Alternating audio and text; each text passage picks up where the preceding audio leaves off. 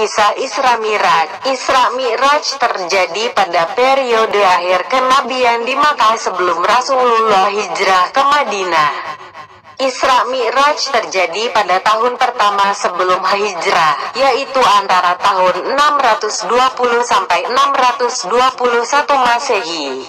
Menurut Al-Alama Al-Mansur Furi, Isra Mi'raj terjadi pada malam 27 Rajab tahun ke-10 kenabian. Dan inilah yang populer, hadits tentang Isra Mi'raj Nabi. Riwayat tentang perjalanan malam Nabi dan diangkatnya beliau ke langit untuk bertemu langsung dengan Allah dan menerima perintah kewajiban salat di 5 waktu terdapat dalam kitab hadits sahih milik Imam Muslim, dari Anas bin Malik bahwa Rasulullah Shallallahu Alaihi Wasallam bersabda, "Aku telah didatangi buraq, yaitu seekor binatang yang berwarna putih, lebih besar dari keledai tetapi lebih kecil dari bigol. Ia merendahkan tubuhnya sehingga perut buraq tersebut mencapai ujungnya. Dia bersabda lagi, maka aku segera menungganginya sehingga sampai ke Baitul Maqdis. Dia bersabda lagi, kemudian aku mengikatnya pada tiang masjid sebagaimana yang biasa dilakukan oleh para nabi. Sejurus kemudian aku masuk ke dalam masjid dan mendirikan sholat sebanyak 2 rakaat. Setelah selesai aku terus keluar. Tiba-tiba aku didatangi oleh malaikat Jibril dengan membawa semangkuk arak dan semangkuk susu, dan aku pun memilih susu. Lalu Jibril berkata, kamu telah memilih fitrah. Lalu Jibril membawaku naik ke langit. Ketika Jibril meminta agar dibukakan pintu, maka ditanyakan, siapakah kamu? Malaikat Jibril menjawab, aku Jibril. Ditanyakan lagi, siapa yang bersamamu? Malaikat Jibril menjawab, ini Muhammad. Malaikat Jibril ditanya lagi, apakah Muhammad telah diutus? Malaikat Jibril menjawab, ya, dia telah diutus. Maka dibukalah pintu untuk kami. Tiba-tiba aku bertemu dengan Nabi Adam. Dia menyambutku serta mendoakanku dengan kebaikan. Lalu aku dibawa naik ke langit kedua. Malaikat Jibril lalu minta supaya dibukakan pintu. Lalu ditanyakan lagi, siapakah kamu? Malaikat Jibril menjawab, aku Jibril. Kemudian ditanya lagi, siapa yang bersamamu? Malaikat Jibril menjawab, ini Muhammad. Kemudian ditanya lagi, apakah dia telah diutus? Malaikat Jibril menjawab, ya, dia telah diutus. Kemudian pintu pun dibukakan kepada kami. Tiba-tiba aku bertemu dengan Isa bin Maryam dan Yahya bin Zakaria. Mereka berdua menyambutku dan mendoakan aku dengan kebaikan. Aku dibawa lagi naik langit ketiga. Jibril pun meminta supaya dibukakan pintu. Lalu ditanyakan, siapakah kamu? Jibril menjawab, Jibril. Jibril ditanya lagi, siapakah bersamamu? Jibril menjawab, Muhammad. Jibril ditanya lagi, apakah dia telah diutuskan? Jibril menjawab, ya, dia telah diutuskan. Pintu pun dibukakan kepada kami. Tiba-tiba aku bertemu dengan Nabi Yusuf alaihi salam. Ternyata dia telah dikaruniakan dengan kedudukan yang sangat tinggi. Dia terus menyambut aku dan mendoakan aku dengan kebaikan. Aku dibawa lagi naik ke langit keempat. Jibril pun meminta supaya dibukakan pintu. Kedengaran suara bertanya lagi, siapakah kamu? Jibril menjawab, Jibril. Jibril ditanya lagi, siapakah bersamamu? Jibril menjawab, Muhammad. Jibril ditanya lagi, apakah dia telah diutuskan? Jibril menjawab, ya, dia telah diutuskan. Pintu pun dibukakan kepada kami. Tiba-tiba aku bertemu dengan Nabi Idris alaihi salam. Dia terus menyambutku dan mendoakan aku dengan kebaikan. Allah berfirman, dan kami telah mengangkat ke tempat yang tinggi derajatnya. Aku dibawa lagi naik ke langit kelima. Jibril lalu meminta supaya dibukakan pintu. Kedengaran suara bertanya lagi, "Siapakah kamu?" Jibril menjawab, "Jibril." Jibril ditanya lagi, "Siapakah bersamamu?" Jibril menjawab, "Muhammad." Jibril ditanya lagi, "Apakah dia telah diutuskan?" Jibril menjawab, "Ya, dia telah diutuskan." Pintu pun dibukakan kepada kami. Tiba-tiba aku bertemu dengan Nabi Harun alaihi salam. Dia terus menyambutku dan mendoakan aku dengan kebaikan. Aku dibawa lagi naik ke langit ke-6.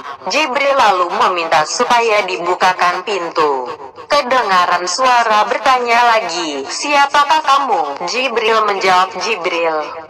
Jibril ditanya lagi, "Siapakah bersamamu?" Jibril menjawab, "Muhammad." Jibril ditanya lagi, "Apakah dia telah diutuskan?" Jibril menjawab, "Ya, dia telah diutuskan." Pintu pun dibukakan kepada kami. Tiba-tiba aku bertemu dengan Nabi Musa. Dia terus menyambutku dan mendoakan aku dengan kebaikan. Aku dibawa lagi naik ke langit ke-7. Jibril meminta supaya dibukakan. Kedengaran suara bertanya lagi, "Siapakah kamu?" Jibril menjawabnya, "Jibril." Jibril ditanya lagi, "Siapakah bersamamu?" Jibril menjawab, "Muhammad." Jibril ditanya lagi, "Apakah dia telah diutuskan?" Jibril menjawab, "Ya, dia telah diutuskan." Pintu pun dibukakan kepada kami. Tiba-tiba aku bertemu dengan Nabi Ibrahim alaihi salam. Dia sedang berada dalam keadaan menyandar di Baitul Makmur. Keluasannya setiap hari bisa memasukkan 70.000 malaikat. Setelah keluar, mereka tidak kembali lagi kepadanya, Baitul Makmur.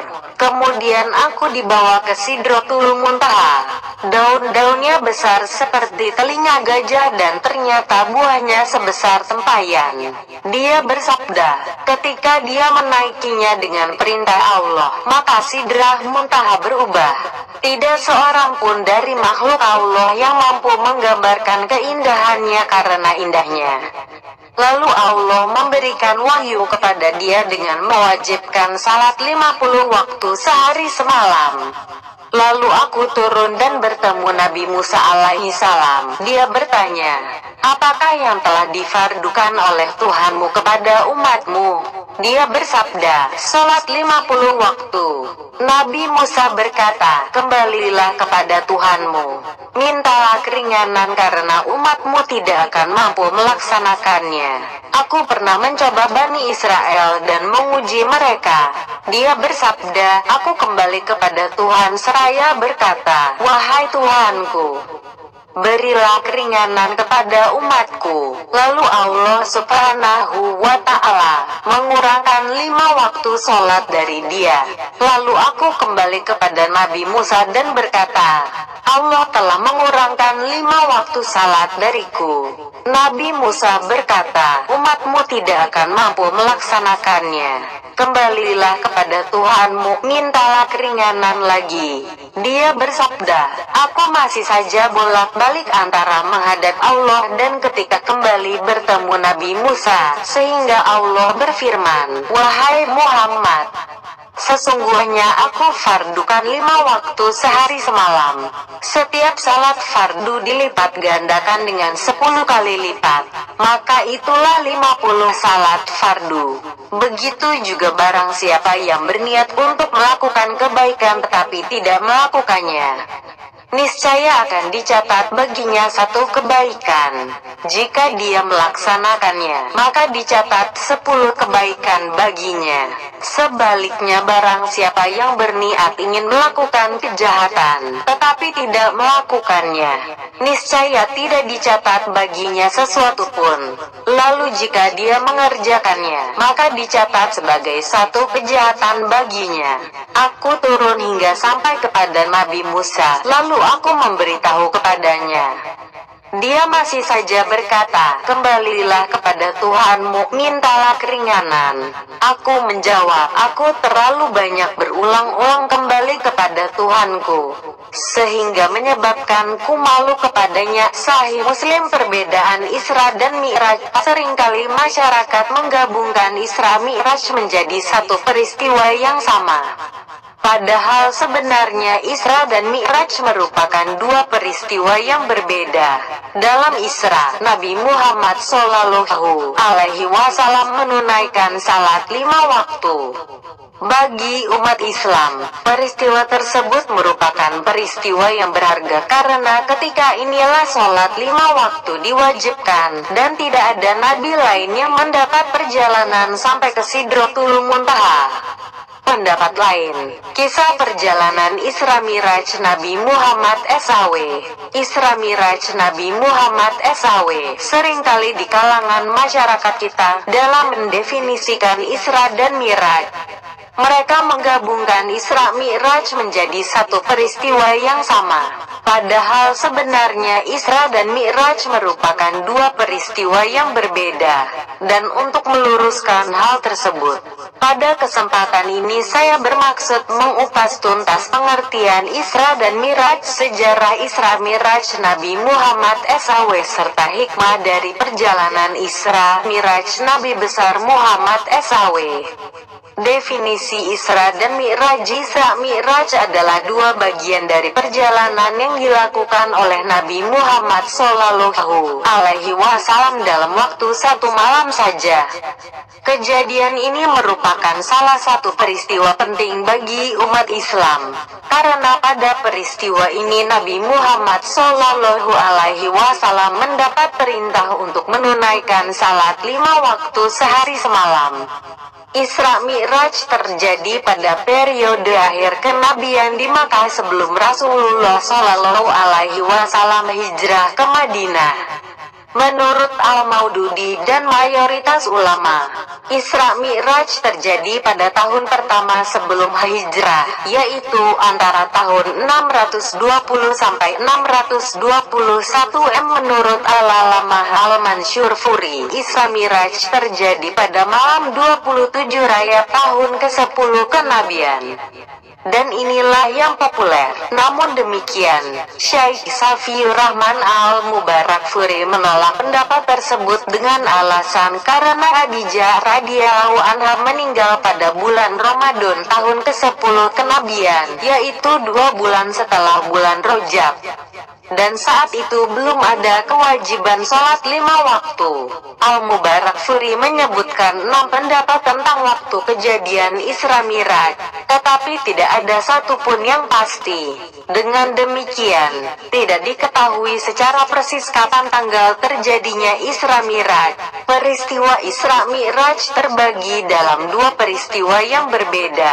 Dalam Isra, Nabi Muhammad Shallallahu Alaihi Wasallam diberangkatkan oleh Allah Subhanahu wa Ta'ala dari Masjidil Haram hingga Masjidil Aqsa. Lalu dalam Mi'raj, Nabi Muhammad Shallallahu Alaihi Wasallam dinaikkan ke langit sampai ke Sidratul Muntaha yang merupakan tempat tertinggi. Di sini beliau mendapat perintah langsung dari Allah Subhanahu wa Ta'ala untuk menunaikan salat 5 waktu. Bagi umat Islam, peristiwa tersebut merupakan peristiwa yang berharga, karena ketika inilah salat 5 waktu diwajibkan, dan tidak ada nabi lain yang mendapat perjalanan sampai ke Sidratul Muntaha seperti ini. Walaupun begitu, peristiwa ini juga dikatakan memuat berbagai macam hal yang membuat Rasulullah SAW sedih. Kisah perjalanan Isra Mi'raj Nabi Muhammad SAW. Perjalanan dimulai Rasulullah Shallallahu Alaihi Wasallam mengendarai burak bersama Jibril. Jibril berkata, "Turunlah dan kerjakan salat." Rasulullah pun turun. Jibril berkata, "Di manakah engkau sekarang?" "Tidak tahu," kata Rasul. engkau berada di Madinah, di sanalah engkau akan berhijrah, kata Jibril. Perjalanan dilanjutkan ke Syajar Musa, Madian, tempat penghentian Nabi Musa ketika lari dari Mesir, kemudian kembali ke Tunisia tempat Nabi Musa menerima wahyu. Lalu ke Baitullah-mi, Bethlehem tempat kelahiran Nabi Isa alaihi salam, dan diteruskan ke Masjidil Aqsa di Yerusalem sebagai kiblat para nabi terdahulu. Jibril menurunkan Rasulullah Shallallahu Alaihi Wasallam dan menambatkan kendaraannya. Setelah Rasul memasuki masjid, ternyata telah menunggu para nabi dan Rasul. Rasul bertanya, siapakah mereka? Saudaramu para nabi dan Rasul. Kemudian Jibril membimbing Rasul ke sebuah batu besar. Tiba-tiba Rasul melihat tangga yang sangat indah. Pangkalnya di Maqdis dan ujungnya menyentuh langit. Kemudian Rasulullah bersama Jibril naik tangga itu menuju ke langit 7 dan ke Sidratul Muntaha.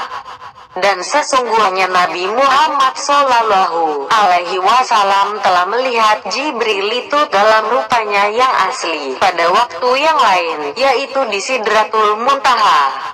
Di dekatnya ada surga tempat tinggal. Muhammad melihat Jibril ketika Sidratul Muntaha diliputi oleh sesuatu yang meliputinya. Penglihatannya, Muhammad tidak berpaling dari yang dilihatnya itu dan tidak pula melampauinya. Sesungguhnya dia telah melihat sebahagian tanda-tanda kekuasaan Tuhannya yang paling besar. QS An-Najm 13-18. Selanjutnya Rasulullah melanjutkan perjalanan menghadap Allah tanpa ditemani Jibril. Rasulullah membaca yang artinya, segala penghormatan adalah milik Allah, segala rahmat dan kebaikan. Allah berfirman yang artinya keselamatan bagimu wahai seorang nabi, rahmat dan berkahnya. Rasul membaca lagi yang artinya keselamatan semoga bagi kami dan hamba-hamba Allah yang soleh. Rasulullah dan umatnya menerima perintah ibadah salat. Allah berfirman, hai Muhammad, aku mengambilmu sebagai kekasih sebagaimana aku telah mengambil Ibrahim sebagai kesayangan, dan aku pun memberi firman kepadamu seperti firman kepada Musa, aku pun menjadikan umatmu sebagai umat yang terbaik yang pernah dikeluarkan pada manusia, dan aku pun menjadikan mereka sebagai umat wasat, adil dan pilihan. Maka ambillah apa yang aku berikan kepadamu dan jadilah engkau termasuk orang-orang yang bersyukur. Kembalilah kepada umatmu dan sampaikanlah pada mereka dariku. Kemudian Rasul turun ke Sidratul Muntaha. Jibril berkata, Allah telah memberikan kehormatan kepadamu dengan penghormatan yang tidak pernah diberikan kepada seorang pun dari makhluknya, baik malaikat yang terdekat maupun nabi yang diutus. Dan dia telah membuatmu sampai suatu kedudukan yang tak seorang pun dari penghuni langit maupun penghuni bumi dapat mencapainya. Berbahagialah engkau dengan penghormatan yang diberikan Allah kepadamu berupa kedudukan tinggi dan kemuliaan yang tiada bandingnya. Ambillah kedudukan tersebut dengan bersyukur kepadanya, karena Allah Tuhan pemberi nikmat yang menyukai orang-orang yang bersyukur. Lalu Rasul memuji Allah atas semua itu. Kemudian Jibril berkata, berangkatlah ke surga agar aku perlihatkan kepadamu apa yang menjadi milikmu di sana sehingga engkau lebih zuhud di samping zuhudmu yang telah ada, dan sampailah di surga dengan Allah Subhanahu. Tidak ada sebuah tempat pun aku biarkan terlewatkan. Rasul melihat gedung-gedung dari intan mutiara dan sejenisnya. Rasul juga melihat pohon-pohon dari emas. Rasul melihat di surga apa yang mata belum pernah melihat, telinga belum pernah mendengar, dan tidak terlintas di hati manusia. Semuanya masih kosong dan disediakan hanya pemiliknya dari kekasih Allah ini yang dapat melihatnya. Semua itu membuat Rasul kagum untuk seperti inilah mestinya manusia beramal. Kemudian Rasul diperlihatkan neraka sehingga Rasul dapat melihat belenggu-belenggu dan rantai-rantainya. Selanjutnya Rasulullah turun ke bumi dan kembali ke Masjidil Haram menjelang subuh.